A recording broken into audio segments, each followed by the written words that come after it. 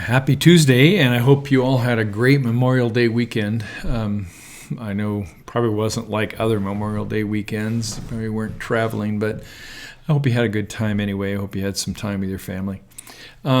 Today, we're going to be looking at Exodus chapter 11.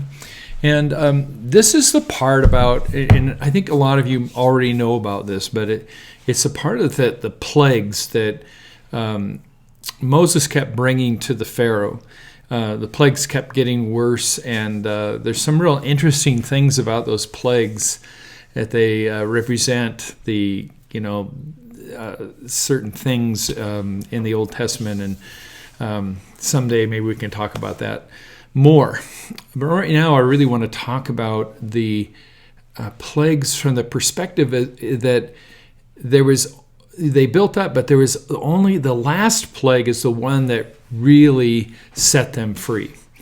And the last plague was that the firstborn child of every family would die, unless the blood of the lamb was put over the doorpost. And the Jews and the friends of the Jews did this. They had blood over the doorpost. And many of you know this is the beginning of the Passover that's celebrated by Jews every year. And at that meal is often things that they would have had, like a lot of times lamb is served that meal, because if you kill a lamb to put the blood over the doorpost, you have lamb to eat. And then also they would have other things in that meal that reminded them of the pain, the torture of being slaves in Egypt, and also of God freeing them. But here's the thing that's interesting, in that it took the death of the firstborn children to free the Israelites from bondage in Egypt. And all of the sacrifices and stuff. Let me just go back a little bit. Now, the connection with Jesus here is that it took the death of God's, not firstborn, but only Son, to free us from our sins. All of the sacrificing that the Israelites did between this Exodus and the time of Jesus, the sacrificing in the temple, wasn't enough to satisfy the sins of the Jewish people. And nothing is enough to satisfy our sins except the death of Jesus Christ on the cross. There's a lot of connections here, because Jesus is called the Lamb who was slain, whose blood takes away the sin of the world.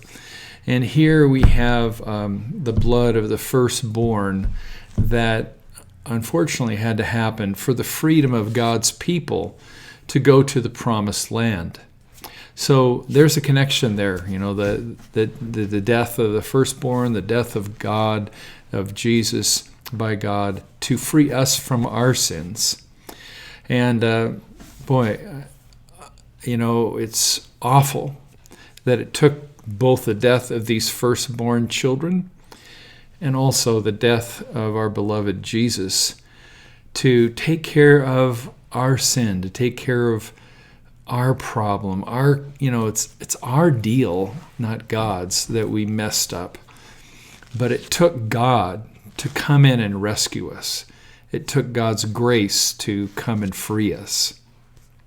And that's huge for us. It frees us from having to really worry about sin as being something that gets in the way of us being with God. It frees us to have a relationship with God. It makes it possible for us to talk to God on a regular basis. All of this because the only Son of God died for us on the cross, just as the firstborn children in Israel or in Egypt died for the freedom of God's people. God bless. Have a great day. And I'll see you tomorrow.